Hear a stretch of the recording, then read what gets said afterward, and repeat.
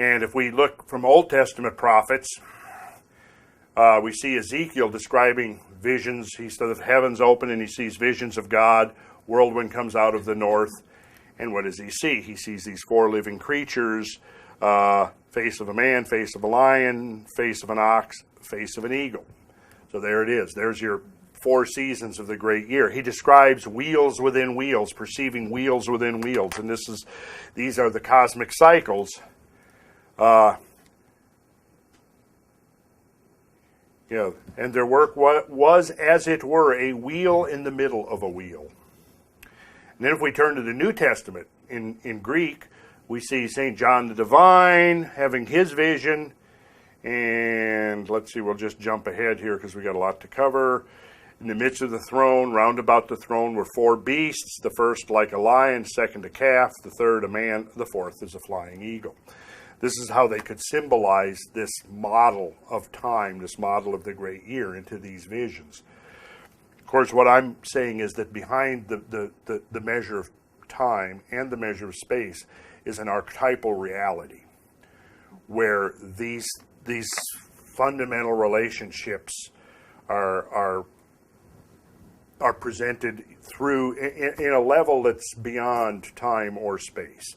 What we're seeing, I think, here is a pattern of a higher reality that manifests itself down in our limited perspective as these patterns within space and cycles within time. But they're measured by the same numbers. And the imagery used has been consistent throughout. Excuse me, the Sphinx. Of course, the traditional myths of the Sphinx combine those same 4 creatures of the bull, the lion, the eagle, and the man. We're going to skip some of this. Hamlet's Mill, if you want, this should mention Hamlet's. We can't talk about the Great Year without talking about Hamlet's Mill, which was kind of the groundbreaking work on the idea of the Great Year and procession of the equinoxes, placing it upon a scientific footing.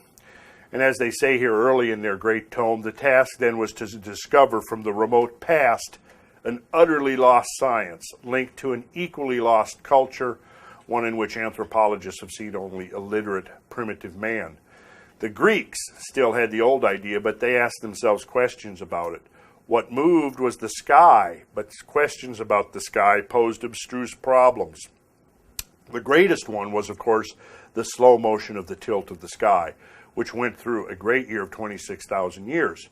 Hipparchus in 127 BC called it the precession of the equinoxes. There is good reason to assume that he actually rediscovered this, that it had been known some 1,000 years previously, and that on it, the archaic age based its long-range computation of time. Now, of course, this was considered controversial back in the late 60s when this work was published.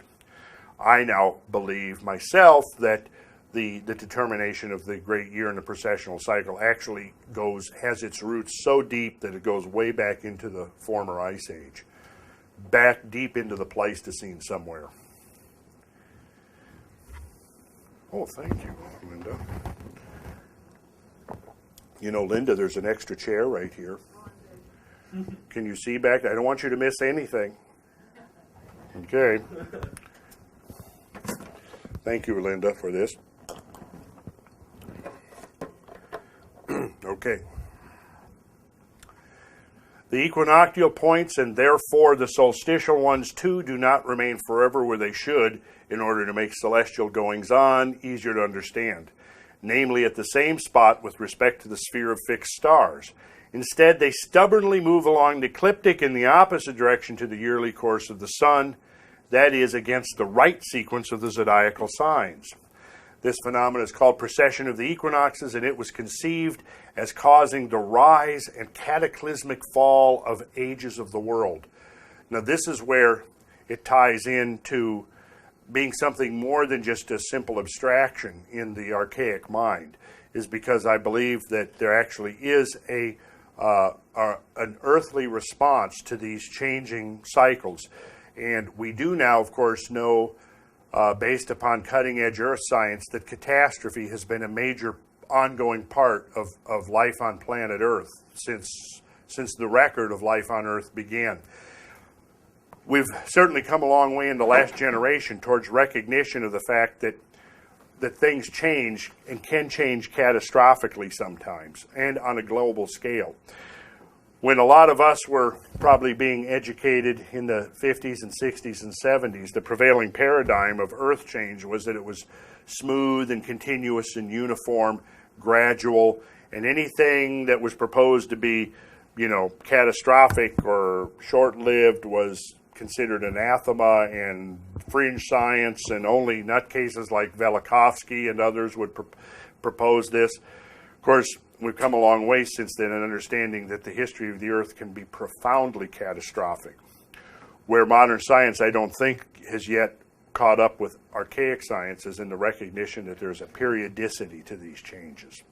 And I think this is one reason why archaic societies and cultures all over the world considered this information and this knowledge so extremely important, was because it basically told us just to think about an agricultural community. How important would it be to know the cycles of the seasons, when to plant, when to sow? I mean, it would be totally vital to your survival as a society. When we look at the larger scale, we find the same principle at work. For the long-term duration of any civilization, a recognition of these great cycles and where we are in those great cycles is absolutely mandatory. But you see, we kind of got lulled into a false sense of complacency by the scientific view, the 20th century, which is actually a 19th century worldview inculcated by modern geological science that all change is uniform. In fact, the term describing the geological paradigm for Earth change has always been uniformitarianism. And literally, right up until the 70s, if you read a geological textbook, it'll describe all the change we see out there as the cumulative result of change that occurs one drop of water and one grain of sand at a time.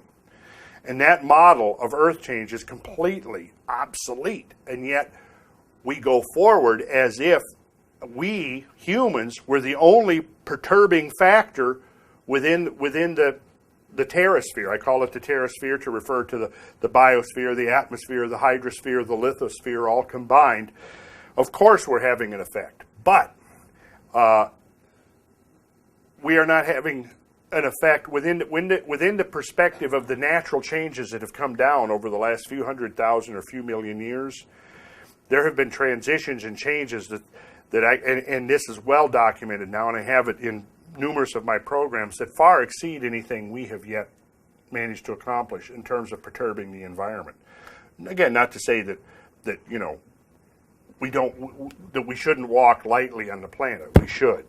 However, we need to have a perspective and realize that, yes, if the uniformitarian worldview was the accurate one, was the correct one, then of course, yes, the things that we're doing to the planet would probably be unprecedented in terms of the kinds of forces that have caused planetary change. But the uniform model of Earth change is, like I said, totally obsolete. Totally obsolete.